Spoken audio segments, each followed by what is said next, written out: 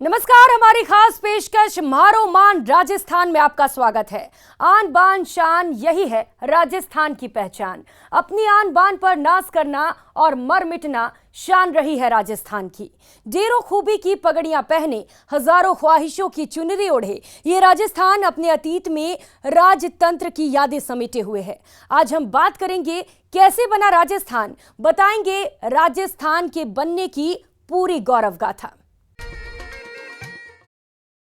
1947 में देश आजाद हुआ। 1952 में आम चुनाव के साथ ही जनता के शासन की शुरुआत हुई।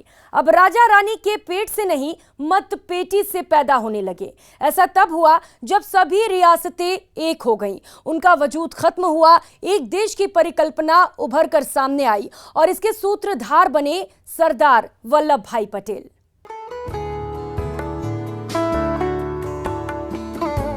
लौह पुरुष सरदार पटेल की कोशिशें कामयाब हुई और देश की 562 रियासतें दुनिया की सबसे बड़ी लोकतांत्रिक व्यवस्था में घुल मिल गई। तिरंगे झंडे के आगे राजतंत्र के झंडे तो झुके, लेकिन कई जगह रियासती ठसक फिर भी बरकरार थे। लेकिन ये सब हुआ आजादी की एक लंबी लड़ाई के बाद। शौर्य और साहस की सरजमी राजपुताना में एक दो नहीं बल्कि सैकड़ों आंदोलन चले। शाहपुरा के बारहट परिवार ने राजस्थान में 1857 की क्रांति के बीज बिखेरे तो खरवा के ठाकुर गोपाल सिंह, अर्जुन लाल सेठी, विजय सिंह पथिक और माणिकलाल वर्मा जैसे आजादी के दीवाने स्वतंत्रता के समर को आगे बढ़ाते चले गए। ठाकुर कुशाल सिंह के नेतृत्व में आउवा में क्रांति हुई और अलवर के नेमुचाना में लाल बाग के खिलाफ ग्रामीण उठ खड़े हुए। नसीराबाद छावनी में सैनिक विद्रोह की लपटें पूरे देश में फैली तो वागड़ में गोविंद गुरु की अगुवाई में सन 1913 में मानगढ़ में आजादी की खातिर अंग्रेजी सत्ता से लड़ते हुए 1500 आदिवासी शहीद हो गए। मेवाड़ और बांसवाड़ा डूंगरपुर के इलाके में किसानों के बहुत बड़े बड़े आंदोलन हुए हैं, आदिवासियों के बहुत बड़े बड़े आंदोलन हुए हैं। अगर आपने सुना हो तो जलियांवाला कांड से भी खौफनाक वाकया हमारे यहाँ बांसवाड़ा में हुआ, जहाँ पे बहुत से आदिवासियों को मार दिया गया। और उस प्रकार के आंदोलनों ने वहाँ पे एक तरह की जागृति का माहौल पैदा कर दिया था। और माणिकलाल जी वर्मा उस वक्त उत्तर प्रदेश में और महाराष्ट्र में ये जन जागृति के आंदोलन बहुत थे, तो वहाँ से कार्यकर्ता कांग्रेस के और दूसरे विचारधारा के लोग राजस्थान आ रहे थे। उनमें हीरालाल शास्त्री भी थे, माणिकलाल जी वर्मा भी थे। इन लोगों ने गांधीवाद की पताका यहाँ पे फहराई और गांधी जी का जो वर्चस्व था, गांधी जी के जो विचार थे उस वक्त बहुत प्रोग्रेसिव थे। उन्होंने मेवाड़ को तो पूरी तरह संगठित कर ही लिया था। यहाँ तक कि माणिकलाल जी वर्मा का सीमा क्षेत्रों में भी बहुत काम था। ये जितने भी रेगिस्तानी इलाके में सड़कें नहीं थी, पानी नहीं थी, लेकिन माणिकलाल जी वर्मा ने उन क्षेत्रों के विकास के बारे में बहुत लिखा है। और जब उनका वो एक तरह से राजस्थान के सच्चे मायने में गांधी थे और उनका परिवार अभी भी राजस्थान में ही है और उन्होंने बहुत काम किया इसके लिए। आजादी से पहले ही उत्तरदायी शासन की मांग उठ रही थी। कुछ रियासतों ने अपने अंदाज में इसे लागू कर दिया तो कहीं जनता ने आंदोलन कर शासन की बागडोर अपने हाथ में ले ली। राजपुताने में जन आंदोलन जोरों पर थे और दमन के खिलाफ आवाज बुलंद होती जा रही थी। पराधीनता से बुरी तरह परेशान जनता लोकतंत्र के लिए लालायत थी। उनका सब्र का बांध टूटता जा रहा था। जनता ही जनार्दन है, ये बात अब राजा महाराजाओं ने स्वीकार कर ली थी। लिहाजा वो लोकतंत्र के यज्ञ में आहुति को तो तैयार थे, लेकिन चाहत ये भी थी कि लोकतांत्रिक व्यवस्था में उनका दखल खत्म न हो। दलील यही थी कि उनकी रियाया की बात उनसे बेहतर कोई नहीं जानता और कोई नहीं समझता।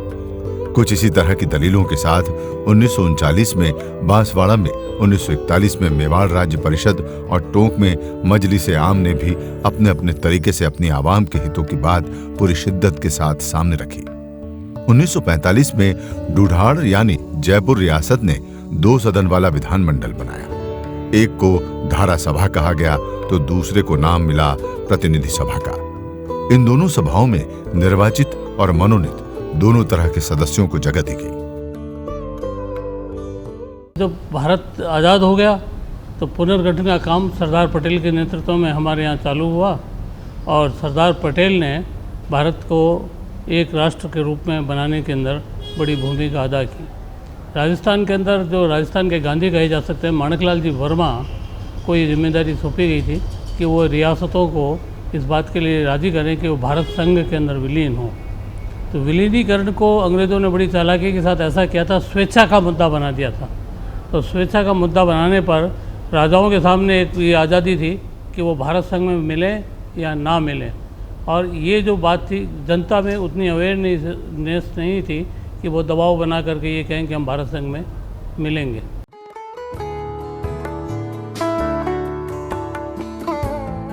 इससे पहले 1941 में मारवाड़ यानी जोधपुर रियासत में बनी प्रतिनिधि सभा में जो अधिकार मिले वो न के बराबर थे।